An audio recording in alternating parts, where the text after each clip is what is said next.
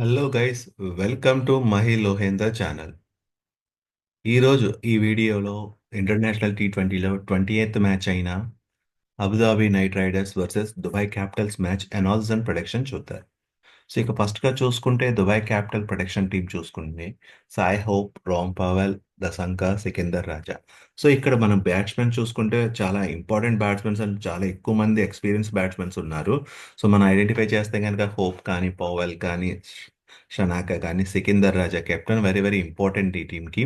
So ఇతను allrounder, అటు bowling బ్యాటింగ్లో చాలా స్ట్రాంగ్గా ఉంటాడు. సో బ్యాటింగ్ అయితే వెరగదీసే సత్తా అయితే ఈయనకుంది. సో అది తక్కువ బాల్లో ఎక్కువ రన్స్ కొట్టే సత్తా ఎక్కువ ఉంది. సో ఇక గులాబుద్దీన్ నయీబ్ కూడా మంచి ఆల్రౌండర్. సో అటు బౌలింగ్ ఇటు బ్యాటింగ్లో కూడా చాలా స్ట్రాంగ్గా ఉందని చెప్పుకోవచ్చు. ఇక బౌలింగ్ విషయానికి వస్తే బౌలింగ్ కూడా చాలా స్ట్రాంగ్గా ఉంది ఈ టీము. సో లైక్ కాన్ కానీ, డంక్ కానీ, స్టోన్ కానీ. సో సో ఓవరాల్గా చూసుకుంటే అటు బ్యాటింగ్ ఇటు బౌలింగ్లో కూడా చాలా స్ట్రాంగ్గా ఉంది. అలాగే ఆల్రౌండర్స్ కూడా కరెక్ట్గా పర్ఫెక్ట్ మ్యాచ్ అయ్యే విధంగా ఈ టీం అయితే చూస్ చేసుకుందని చెప్పుకోవచ్చు.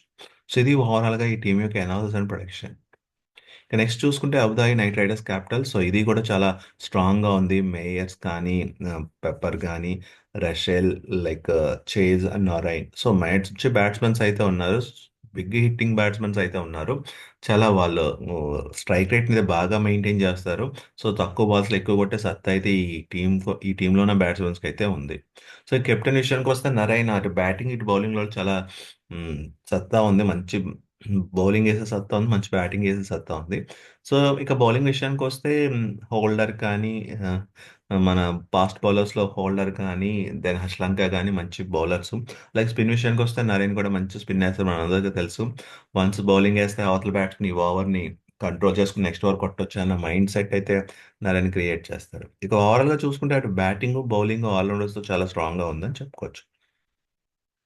ఇంకా పిచ్ స్టేటస్ చూసుకుంటే ఈ మ్యాచ్ వచ్చి January 26 3:30 పిఎంకి అయితే స్టార్ట్ అవుతుంది. ఇది షేక్ జయద్ స్టేడియం అబుదాబిలో జరుగుతుంది అనమాట. నెక్స్ట్ ఇంకా టీం యొక్క లాస్ట్ 5 మ్యాచెస్ ఫామ్ చూసుకుంటే అబుదాబి వచ్చి బేసిక్గా లాస్ట్ 5 మ్యాచెస్లో 3 మ్యాచెస్ విన్ అయింది, 2 మ్యాచెస్ ఓడిపోయింది. బట్ దుబాయ్ క్యాపిటల్ వచ్చి లాస్ట్ 5 మ్యాచెస్ 2 మ్యాచెస్ విన్ అయింది, 3 మ్యాచెస్ అయితే ఓడిపోయింది.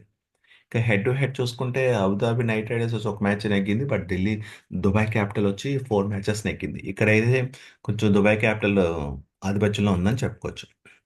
నెక్స్ట్ ఇంకా పాయింట్స్ టేబుల్ చూసుకుంటే అబుదాబి 6 మ్యాచెస్లో 6 పాయింట్స్తో ఉంది. ఢిల్లీ క్యాపిటల్ కూడా సేమ్, దుబాయ్ క్యాపిటల్ కూడా సేమ్ 6 మ్యాచెస్కి 6 పాయింట్స్తో ఉంది. సో బోత్ ఈక్వల్గా ఉన్నాయని చెప్పుకోవచ్చు. దాని టీమ్ కంపారిజన్ చూసుకుంటే అబుదాబి వచ్చి 40% విన్ అయింది 10 మ్యాచెస్లో, అంటే 4 మ్యాచెస్ విన్ అయింది. 142 average score, 182 highest score, 79 lowest score. ఇక దుబాయ్ క్యాపిటల్ చూసుకుంటే లాస్ట్ 10 మ్యాచెస్లో 60% విన్ అయింది, 6 మ్యాచెస్ విన్ అయింది. Highest score 201, lowest score 139. ఇంకా వెదర్ రిపోర్ట్ చూసుకుంటే ఈ మ్యాచ్కి అయితే క్లియర్ అని చెప్పుకోవచ్చు. వెదర్ 64% హ్యూమిడిటీ ఉంది, అలాగే 0% రైన్ ఛాన్సెస్ అన్నాడు. సో ఎప్పుడైతే 0% రైన్ ఛాన్సెస్ అన్నాడో we don't have any problem, మనం మ్యాచ్ని అయితే పక్కాగా ఎంజాయ్ చేయొచ్చు అనమాట. ఇక వెన్యూ స్టాట్ చూసుకుంటే లాస్ట్ 16 మ్యాచెస్లో ఫస్ట్ బ్యాటింగ్ చేసిన టీమ్ 69% విన్ అయితే, సెకండ్ బ్యాటింగ్ చేసిన టీం 31% విన్ అయింది.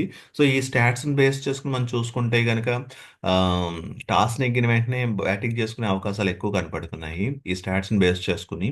సో ఇక యావరేజ్ ఫస్ట్ ఇన్నింగ్ స్కోర్ వచ్చి 161, యావరేజ్ సెకండ్ ఇన్నింగ్ స్కోర్ వచ్చి 143, హైయెస్ట్ టోటల్ వచ్చి 189 ఫర్ 2 వికెట్స్, లోయెస్ట్ టోటల్ వచ్చి 94 ఫర్ 10 వికెట్స్. హైయెస్ట్ చేజర్ వచ్చి 189 for 2 wickets and lowest depend వచ్చి 179 ఫర్ 5 వికెట్స్.